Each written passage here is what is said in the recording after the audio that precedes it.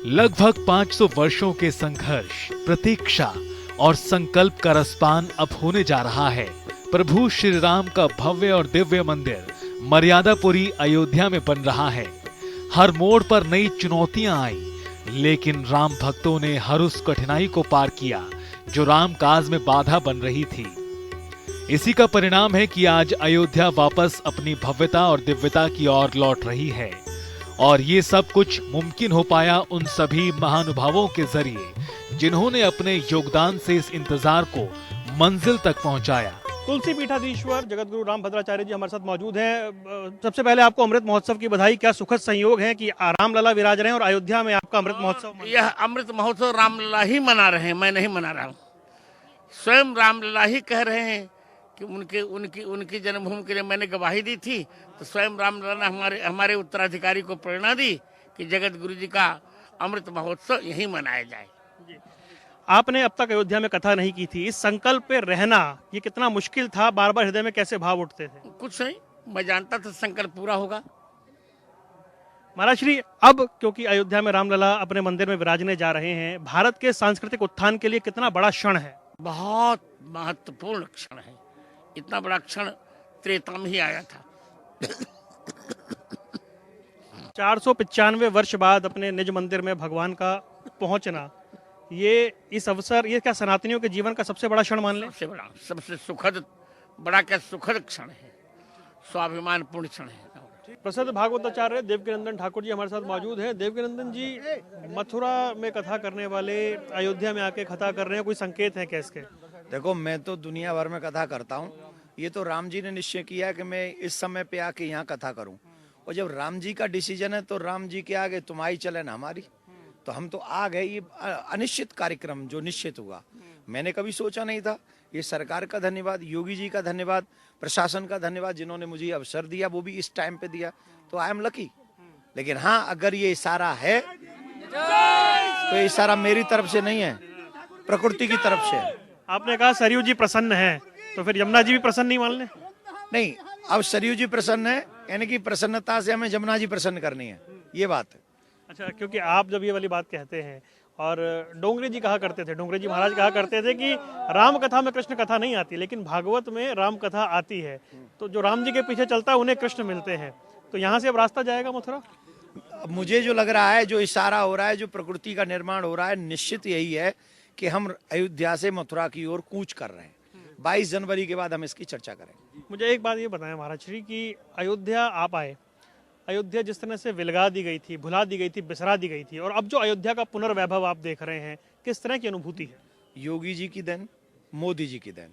योगी जी, मोदी जी ने जिस तरीके से अयोध्या का निर्माण किया है, निश्चित इस बात को सदियों तक याद रखा जाएगा और ये चीजें भुलाई नहीं भूली जा सकेंगी।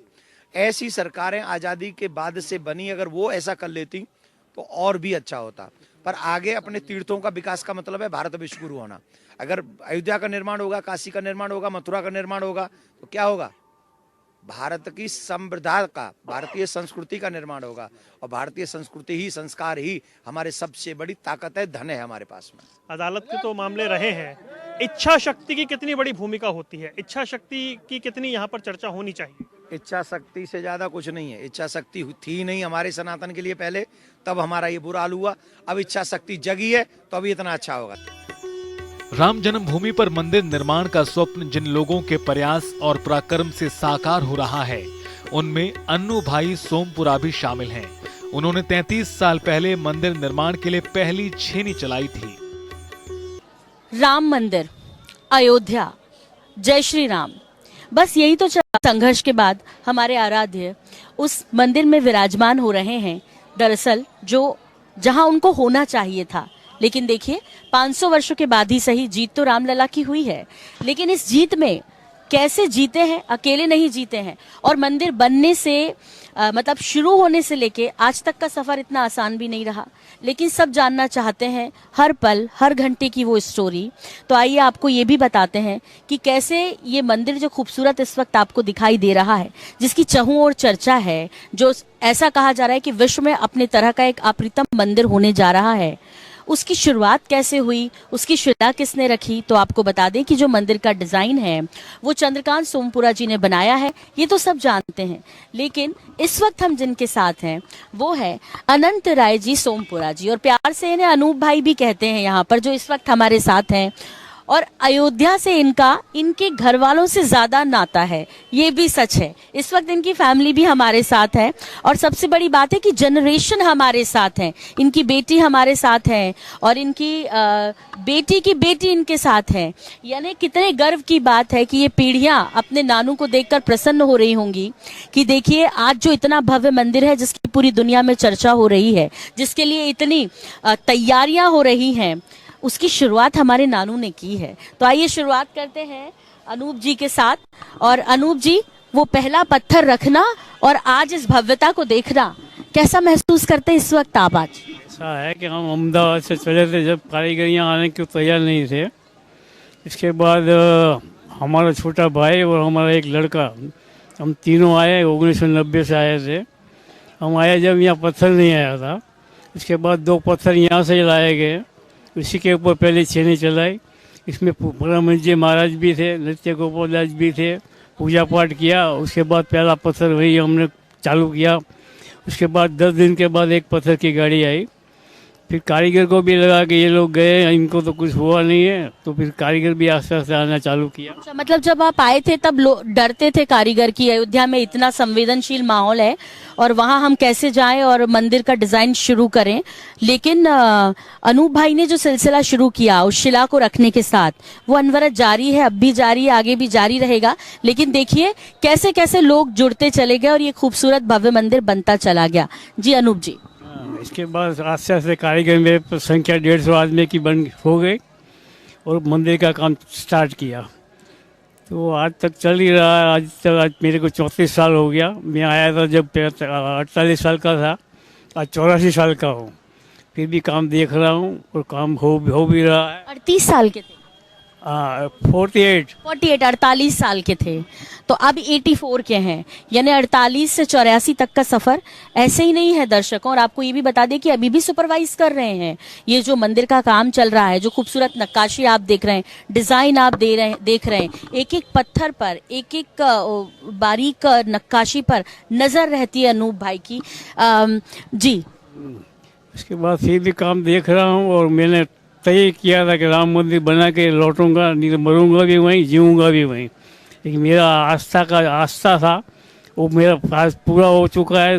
22 जनवरी को रामलला विराजमान हो जाएंगे राम मंदिर के अंदर।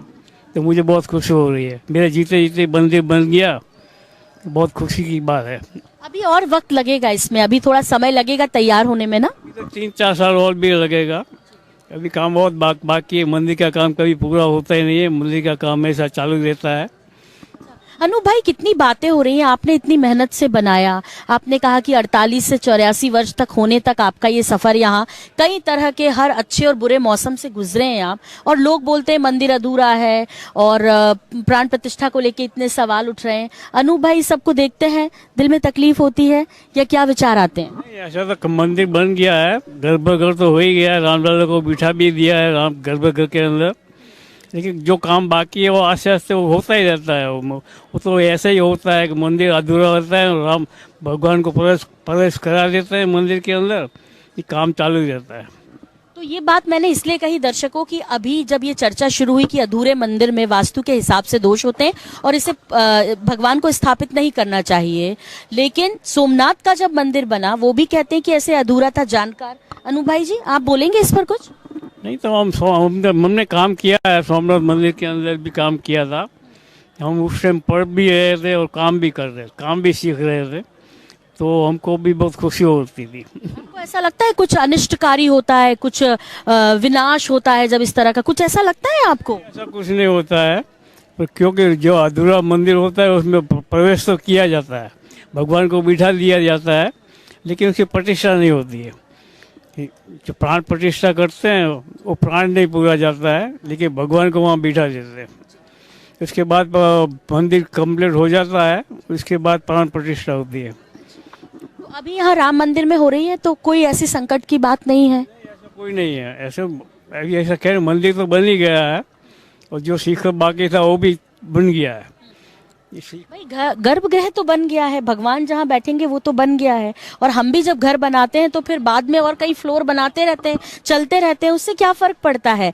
लेकिन मन में श्रद्धा होनी चाहिए, और शायद मन में वो जज्बा और श्रद्धा था, इसीलिए शायद 48 के सफर से 84 तक आते आते आज भी उन्हें पता है कि 3-4 साल और लगने हैं, लेकिन उसके बावजूद भी कहीं चेहरे पर शिकन नहीं है, कहीं चेहरे पर कोई परेशानी नहीं है। हम घर पे बैठकर कितनी बातें करते हैं भगवान राम के बारे में और भगवान राम के मंदिर के बारे में, लेकिन आपने तो बहुत नजदीक से देखा है। आपके पिताजी हैं, क्या नाम है आपका? मेरा नाम ज्योति सोमपुरा है, मैं अनु भाई की बेटी हूँ। मैं भी यहाँ 15 साल से हूँ पापा के। अच्छा, यहीं पर है। क्या रूटीन रहता है और क्या सोचते हैं, क्या मतलब यहीं घर बना के रहने लगे हैं, कैसे? नहीं, मेरे हस्बैंड भी यहाँ पर आए थे वही पत्थर तराशने का काम करने के लिए, तो अभी 3-4 साल ही हुआ, तो यहाँ पर ही हार्ट अटैक आ गया था, पत्थर तराशते। हम लोग भी पापा के साथ ही यहाँ पे आए थे जब काम वहाँ पे लास्ट वो कारीगर थे वहाँ पे, तब कोई कारीगर तो था नहीं, लेकिन वो अकेले ही वहाँ पे काम कर रहे थे क्योंकि मंदिर का फैसला कुछ आ नहीं रहा था, तब वो अकेले ही थे वहाँ पे। तो ऐसा लगता है कि अब वो सपना जो जिन्होंने देखा था वो उनका भी सपना पूरा हो गया, नाना का सपना, सबका सपना पूरा हो गया, तो बहुत खुशी है इस बात की। पापा साथ नहीं है? नहीं, अब तो वो साथ नहीं है, लेकिन बहुत खुश हो रहे होंगे कि मैंने जिस पत्थरों पे काम किया है, मैंने नक्काशी की है, आज वो राम मंदिर में लग रहे हैं, तो उनका कहीं ना कहीं मतलब एक याद बन गई कि वो वहाँ पे मतलब अगर कहीं भी मंदिर पे भी जाएंगे तो मतलब लगेगा कि हाँ ये पापा ने इस पत्थरों को छुआ होगा, ऐसी उनकी याद होगी वहाँ पे। पापा देख रहे होंगे बेटा, कभी ऐसा लगता है वहाँ से कि ये सब चल रहा है, कितना उत्साह मन रहा है, कितना कुछ हो रहा है, लगता है? हाँ बिल्कुल लगता है कि वो अभी बहुत ही ज़्यादा खुश हो रहे हैं, क्योंकि बहुत उनका मतलब बहुत मन था कि वो मंदिर को देख पाए। मतलब उनका ऐसा था कि कब फैसला आएगा, कब मंदिर बनना स्टार्ट हो जाएगा और मैं देख पाऊंगा, ऐसा था। तो बहुत ज्योति जी, आप दुखी हो रही हैं। सही बात है, ये वो क्षण है दरअसल जो कितना मुश्किल है, मतलब मेरे लिए भी बोलना मुश्किल है, तो ज्योति जी उसे महसूस कर रही हैं। उनका सपना पूरा हो रहा है। ज्योति जी, 22 तारीख को उनको कैसे दिखाएंगी? वो ऊपर से देख रहे हैं, लेकिन आप कैसे दिखाएंगी? क्या रोज नहीं बोली आपको, इनसे पूछिए, मैं नहीं बोल पाऊंगी। वाकई में कुछ चीजें, कुछ अनुभव जिनको साझा नहीं किया सकता दर्शकों, सिर्फ महसूस किया जाता है। हम भी महसूस कर रहे हैं कि जब हम सपना देखते हैं और वो पूरा नहीं होता, और वो तब होता है जब वो नहीं होते। अनूप जी, आखिरी लाइन हमारे दर्शकों के लिए और वो मैसेज, क्योंकि ज्योति जी ने तो अपना साथी खोया, कई ऐसे कार सेवक भी हैं जो इस आंदोलन में नहीं रहे, उनकी सेवाएं हैं। आज जब लोग बातें करते हैं ना, तो बातें करना आसान है, लेकिन उस चीज़ से गुजरना बड़ा मुश्किल है। आप बड़े साहसी हैं। ऐसा है कि हम आया जब ये हम रहने के लिए हम रहते थे महिला छावनी में, साधु संत रहते थे, उनके साथ उनको एक कमरा दिया था, वहीं हम रहते थे तीनों। इसके बाद काम करने जाते थे कार्यशाला और भोजन करने जाते थे जन्मभूमि। हमने बहुत तकलीफें वेठी है, मुसीबत भी बहुत इतनी झेली है। जब हमको यहाँ कार्यशाला में कमरा दिया तो बारिश का टाइम आता तो घुटनों तक पानी भर जाता था कमरे के अंदर। जब वो पानी उतरता था उसके बाद खाना बनता था। हमने बहुत परेशानी झेली है, फिर भी हम डटे नहीं है, फिर भी हमको आस्था थी कि हम मंदिर बना कर ही जाएंगे। वो आज पूरी भी हुई है आस्था। इसीलिए कहते हैं कि देखिए, जीवन संघर्षों का नाम है। भगवान राम के जीवन में भी संघर्ष थे। भगवान राम, राजा राम होते हुए भी वनवास झेला, माता सीता से अलग हुए। लेकिन सबसे बड़ी बात यह है दर्शकों कि धैर्यता के साथ आगे बढ़ेंगे तो सफलता जरूर मिलती है, फिर चाहे वो मंदिर हो या भगवान का आशीर्वाद। आप सभी लोगों का हमसे जुड़ने के लिए, हमें वक्त देने के लिए बहुत शुक्रिया ज्योति जी, बहुत धन्यवाद आपका। बहुत बधाई के पात्र, और सबसे बड़े बधाई के पात्र आप ही हैं अनूप जी। तो है, हमने बहुत संघर्ष किया है, जेल में भी गए हैं, लेकिन हम डटे रहे। हमको डर भी नहीं लगा, हम उनका मंदिर बना कर ही जाएंगे, चाहे कुछ भी हो जाए। डटे रहो, लगे रहो, सफलता जरूर मिलेगी। पूरी अयोध्या राममय है। हर कोई अपने अपने स्तर से इसमें अपना योगदान दे रहा है। जगह जगह राम कथाएं हो रही हैं, लेकिन इसके साथ ही झांकियों के जरिए भी रामायण के वृतांत दिखाए जा रहे हैं। राम कथा, जय जय राम कथा, जिसे स्मरण कर मिट जाती है जन्म जन्म की व्यथा। ऐसी राम कथा, ऐसे राम, ऐसी रामायण और ऐसी अयोध्या, सब कुछ उनके रंग से रंगा हुआ है। अयोध्या में जगह जगह जिस तरह की रौनकें हम आपको दिखा रहे हैं, जगह जगह राम कथाएं चल रही हैं, हनुमत कथाएं चल रही हैं, हवन पूजन हो रहे हैं, मंत्रोच्चार हो रहे हैं और भगवान राम के जीवन से जुड़ी हुई झांकियां प्रदर्शित की गई हैं। मेरे पीछे आप एक झांकी देखें, जहां पर सेतु बंधन की लीला है, जिसके लिए भगवान राम और उनके नाम पर यह कहा जाता है कि राम नाम आधार जिन्हें, वो जल में राह बनाते हैं, जिन पर कृपा राम करें वो पत्थर भी तर जाते हैं। ऐसी सुंदर झांकियां जगह जगह प्रस्तुत की गई हैं। मैं आगे आपको दिखाता हूं। देखिए, यहाँ पर एक सुंदर कांड की लीला दिखाई दे रही है, जिसमें अशोक वाटिका में माता सीता बैठी हैं और हनुमान जी खड़े हुए हैं। ये लीला जो बताती है कि जब हनुमान जी कहते हैं मात मोहि दीजे कछुचीना, जैसे रघुनायक मोहि दीना, फिर चूड़ामणि उतार तब दयहु, वो एक लीला है कि जब सीता माता का शोक राम जी ने काटा और उन्हें सीता शोक विनाशकम कहा जाता है। आगे की लीला देखिए आप कि भगवान राम की जो अरण्य कांड की लीला है वो वन में है, उनके साथ केवट है। इस तरह की सुंदर लीलाओं के दर्शन यहाँ पर जगह जगह कराए गए हैं। भक्त इन लीलाओं का आनंद ले रहे हैं, उनके साथ वो घूम रहे हैं। एक लीला आपको यहाँ पर दिखाते हैं कि शबरी के साथ भगवान राम है और किष्किंधा कांड की ये लीला है। जब शबरी दिखती है तभी तो ये कहा जाता है कि मेरी झोपड़ी के भाग आज खुल जाएंगे, राम आएंगे। यानी कि शबरी की जो प्रतीक्षा थी वो बताती है कि जब भक्ति सच्ची होती है तब राम आते हैं, तब प्रभु आते हैं। इस तरह की अनेक लीलाओं का आनंद यहाँ पर लोग ले रहे हैं। जगह जगह उस तरीके का दर्शन कराया गया। लेकिन मैं आपको दिखाता हूँ राम मंदिर, जो सबसे ज्यादा आकर्षण का केंद्र है, जहाँ सबसे ज्यादा लोग उमड़ रहे हैं। राम मंदिर का जो मॉडल यहाँ पर रखा गया है वो दिव्य है, वो अद्भुत है और उसका दर्शन करने दूर दूर से लोग आते हैं। यहाँ पर जो झांकियां बनाई गई है उसमें सबसे ज्यादा भीड़ यहाँ पर उमड़ रही है।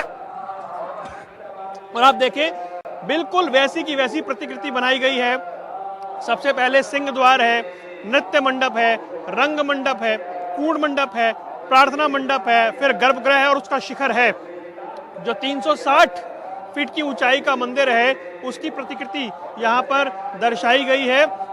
नागर शैली में बना हुआ भव्य राम मंदिर, उसका दर्शन यहाँ पर कराया गया है। उसकी एक झलक यहाँ पर दिखाई गई है।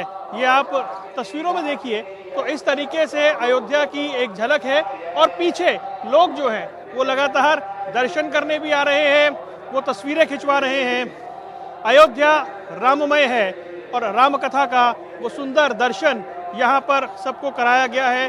अलग अलग ऐसे प्रसंग जो जीवन में हमेशा सीख देते हैं उन्हें यहाँ पर रखा गया है। माता रामो मत पिता रामचंद्र, स्वामी रामो मत सखा रामचंद्र। ऐसा भाव कि माता पिता और सखा सब कुछ राम है, उस भाव के साथ अयोध्या में लोग पहुंच रहे हैं। दूर दूर से लोग आ रहे हैं। कहीं राम कथा हो रही है, कहीं हनुमत कथा हो रही है, हवन हो रहे हैं, पूजन हो रहे हैं। सब कुछ अयोध्या में राममय है। हमारे साथ कुछ लोग मौजूद हैं, उनसे बात करेंगे। आपका नाम क्या है? रामेश्वर चौधरी। कहाँ से आए हैं? जबलपुर मध्य प्रदेश से। आए हैं। किस भाव के साथ अयोध्या आए हैं? किस तरह की मनोस्थिति है? 500 साल बाद हमारे भगवान श्री राम जी का मंदिर बनने जा रहा है। ये बहुत बड़ी प्रसन्नता है, बहुत बड़ी हम लोग की उपलब्धि है। कई पीढ़ी लड़ते लड़ते मर चुकी इसको लेके आज हम लोग के सामने बहुत सौभाग्यशाली है कि हम लोग मंदिर बन रहा है। हम लोग अयोध्या में पहुंचे हुए हैं। अभी आने के लिए बंद हो गया रास्ता, लेकिन हम लोग अयोध्या में 8 तारीख से आए हुए हैं। यहाँ पे कड़ाके की ठंड में हम लोग ऐसे ही यहाँ घूम रहे हैं गलियों में। बहुत लग रहा है स्वर्ग में आ गए हम लोग। सौभाग्य है अयोध्या में ऐसे समय पर होना। मेरे लिए तो बहुत ज़्यादा ही सौभाग्य है, क्योंकि मैं तो उस आंदोलन से जुड़ा हुआ रहा हूँ। इसलिए उस समय जब मैं अयोध्या आया था तो मैं सुनता था कि अयोध्या बहुत बड़ी चीज़ है और धार्मिक स्थल है, लेकिन अयोध्या आने के बाद वहाँ की जो व्यवस्थाएं थी, चाहे वो सरकार की रही हो चाहे महात्माओं की रही हो, बहुत गंदगी का प्रतीक माना जाता था और बहुत ही अजीब था यहाँ की स्थिति। तो राम के नाम पर हम लोग आए थे, राम से आस्था तो थी, लेकिन सरकार हमारे साथ ऐसा बिहेव करेगी यूपी गवर्नमेंट, इसका अंदाजा नहीं था। 90 में 92 में 90 में 90 में मैं 92 में भी गया था, 90 में आमंत्रित किया गया था इसलिए आए थे, और आने में भी 200 किलोमीटर पैदल चलना पड़ा था हमें। तब मैं आया था, 2-2.5 दिन तक चलते हुए पैदल आया था। ऋणमोचन घाट पड़ता है, ऋणमोचन घाट घूमते हुए आया था, नदी किनारे किनारे, सरजू किनारे किनारे। छोटी छावनी चला गया, वहाँ से हम लोगों को कार सेवा के लिए भेजा गया, हम चल भी दिए। तापसी छावनी से आगे निकल भी गए थे, पुलिस की पहरा बहुत अधिक था, पुलिस प्रशासन बहुत अधिक लगे हुए थे, लेकिन फिर भी कार से वो जय श्री राम का नारा है, वो नारा बोलते थे, जिस हिंदू का खून नहीं खौला वो खून नहीं वो पानी है, यही सब बोलते थे। बच्चा बच्चा राम का जन्मभूमि के काम का। आज कैसी भावना है? उस दौर को भूल जाए, बहुत कड़वी यादें हैं वो। नहीं, वो तो भूलने वाली चीज नहीं है, क्योंकि मेरा पैर टूटा हुआ आज भी, हवा जब पूरब की हवा चलती है तो मैं पैर के दर्दों से कराहता हूँ, भूलूं कैसे उसको? वो तो भूलने वाली। चलिए, आपको भरोसा था मंदिर बनेगा? नहीं, क्योंकि 1914 में जब मोदी की सरकार बनी थी, 2014 में, तो उस समय मैं ये सोचा था कि शायद अब ये 5 साल बीत गए, इन्होंने कुछ किया ही नहीं, तो ये सब सरकार के अपने चौचले हैं, कोई मंदिर बनाने वाला नहीं है, वो के वोट बैंक की राजनीति है। लेकिन 2019 के बाद जो कुछ हुआ, मोदी जी ने जो पैरवी लगाई और उन्होंने कहा कि इस केस की त्वरित सुनवाई कीजिए, त्वरित सुनवाई कीजिए, चाहे वो जिस तरह से। एक तरफ कपिल सिब्बल जी कह रहे थे कुछ है ही नहीं, तो उसकी पैरवी कर रहे थे, कोई मंदिर नहीं, कोई मस्जिद नहीं, ये सब फालतू बातें। कोई कहता शौचालय बना दो, कोई कहता है स्कूल बना दो, कोई कुछ, तो पूर्ण विवाद टूट गया था, जो सुप्रीम कोर्ट भी फैसला देने वाली नहीं है। लेकिन मोदी की कृपा, सुप्रीम कोर्ट का फैसला, सर्वोपरि न्यायालय और मोदी जी की पैरवी, आज जो कुछ अयोध्या है, केवल राम मंदिर ही नहीं, संपूर्ण अयोध्या चमक रहा है, पूरी अयोध्या। और आज अयोध्या देख करके लगता है कि शायद हम त्रेता युग में तो नहीं आ गए। आप कहाँ से आए? हम बिहार से आए हैं, आरा के रहने वाले हैं। अच्छा। यहाँ आने पर अयोध्या की मिट्टी का कण-कण चंदन से भी ज्यादा सुगंधित हमको महसूस कर रहे हैं। और यहाँ सरजू नदी उत्तरायण बहती है, उत्तर दिशा से बहती है, लोगों का कल्याण होता है। और आज यही महसूस करते हैं कि अयोध्या के भूमि में हम आकर त्रेता युग के, सतयुग के युग में हम आज पहुंचे हुए हैं। और पुनः राम जी वन गमन होकर आने की प्रतीक्षा थी, वो आज आ रहे हैं। वो 22 तारीख है, जिससे पूरे भारत के वासी इसके लिए गौरवान्वित हैं और गौरव महसूस करते हैं। और देश दुनिया पूरा राम राज स्थापना हो जाएगा, ऐसा मैं विश्वास करता हूँ। मोदी जी के राज में राम राज का स्थापित होना देश के लिए कल्याण होगा, और देश विश्व के मानस पटल पर हमेशा दिखाई देता रहेगा, ऐसी मेरा पूर्ण विश्वास है। और यही मैं अपनी भावनाओं को आप सबों के बीच हृदय से व्यक्त कर रहा हूँ। आप कहाँ से हैं? जी, हम राजस्थान से। राजस्थान से आए हैं। कैसा लग रहा है अयोध्या आके? सर, अयोध्या हमारे को बहुत अच्छा लग रहा है, ऐसा लग रहा है हम लोग उसे स्वर्ग में आए राम जी के। जी, उम्मीद थी ऐसी दिखेगी अयोध्या? उम्मीद तो नहीं थी, बट जो उम्मीद नहीं थी वो हो गया। ये सब प्रभु राम जी की लीला है, जो दुनिया ने जो सोचा नहीं था, आज वो दौर आ गया है, जिसके मतलब जैसे हमारे दादा परदादा ने कुछ सोचा नहीं था, देखा नहीं था, आज हम इस धरती पर देख रहे हैं। तो उनका कारण सिर्फ एक ही है, मोदी जी और योगी जी। हम सरकार से मतलब हम योगी जी से यही कहना चाहते हैं कि हमारे राजस्थान में भी है ना, योगी सरकार को बहुत चाहते हैं। जी, राजस्थान में। आप कहाँ से आए हुए? बक्सर से आए हैं। बक्सर से आए हैं। जय श्री राम। कैसा अनुभव रहा आपका अयोध्या में और ऐसे अवसर पे आना? अयोध्या तो अयोध्या हो गया महाराज, ऐसा है कि दिल नहीं करता है जाने के लिए। जरा से ठहरो राम, तमन्ना यही है, अभी हम तो जी भर के देखा नहीं है। जरा से ठहरो राम, तमन्ना यही है, अभी हम तो जी भर के देखा नहीं है। श्रीमन नारायण, लक्ष्मी नारायण, जय महाराज। आप कहाँ से हैं बाबूजी? हम बिहार से, सीतामढ़ी जिला, जहाँ माता जन्म स्थल। अरे, आप मैया के स्थल से राम के स्थल आए? जी जी, तो हमरा यही कहना है कि राम जन्म, प्रभु जन्म भूमि के बाद सीता जन्म भूमि करा दे प्रभु जी। हम यही निवेदन कर रहे हैं कि राम प्रभु राम के जन्मभूमि के बाद सीता जन्मभूमि करा दे। जी जी। आप कहाँ से हैं? हम राजस्थान से। राजस्थान से हैं। कैसा लग रहा है, आनंद आ रहा है? बहुत अच्छा लग रहा है, बहुत आनंद लग रहा है। हम तो ये सोच रहे हैं कि बहुत सभी लोग भाई लोगों को कहना चाहते हैं कि एक बार जरूर आइए अयोध्या भगवान राम का दर्शन करने के लिए। आप कहाँ से हैं भाई साहब? हम राम जी के ननिहाल से आए हैं, छत्तीसगढ़ से, जिन्होंने माता कौशल्या ने इस विश्व को राम जैसे पुत्र दिया है। हम उस भूमि से हैं, उस पावन भूमि से हैं और हम लोग राम जी से हमारा नाता है। वो हमारे भांजे श्री हैं, हम उनके मामे हैं। तो मामा भांजे का ऐश्वर्य देखने के लिए यहाँ आए हुए हैं और इस दृश्य को देखने के लिए देवता भी लालायित हो रहे हैं कि हम लोग कलयुग में क्यों नहीं पहुंच पा रहे हैं करके। तो यह भूतो न भविष्यति, ऐसा अवसर कभी नहीं मिलेगा। आज मोदी और योगी जी के राज में राम राज्य आ चुका है। ये मान लें, बड़े भाग मानुष तन पावा। हाँ, सुरबुल्लंकंत गावा, जो शास्त्रों में कहा है, ये मनुष्यों का जो शरीर मिला है, ये सौभाग्य से मिला है और इन मनुष्यों में भी कुछ सौभाग्यशाली है जो अयोध्या पहुंच पाए हैं और राम जी के ऐश्वर्य को देख रहे हैं। आप भाई साहब राजस्थान से? हम राजस्थान से हैं सर। उम्मीद थी आपको ऐसा दर्शन होगा अयोध्या का? जी सर, मतलब अयोध्या भव्य रूप से जो सजी हुई है, बहुत ही अच्छा लग रहा है और आनंद आ रहा है। ऐसा हमने पहले भी अयोध्या आए हैं पर आज तक नहीं देखा। तो आप लोगों को देख रहे हैं, राजस्थान, मध्य प्रदेश, छत्तीसगढ़, बिहार, उत्तर प्रदेश, हर जगह का वासी अयोध्या में है, आह्लादित है, उत्सव में है, आनंद में है और इसके साथ साथ ही वो उसकी खुशी जो है वो शब्दों में शायद बयान नहीं कर पा रहा।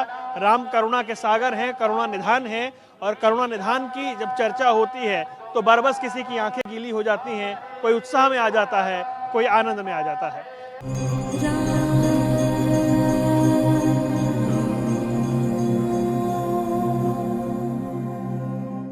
मेरी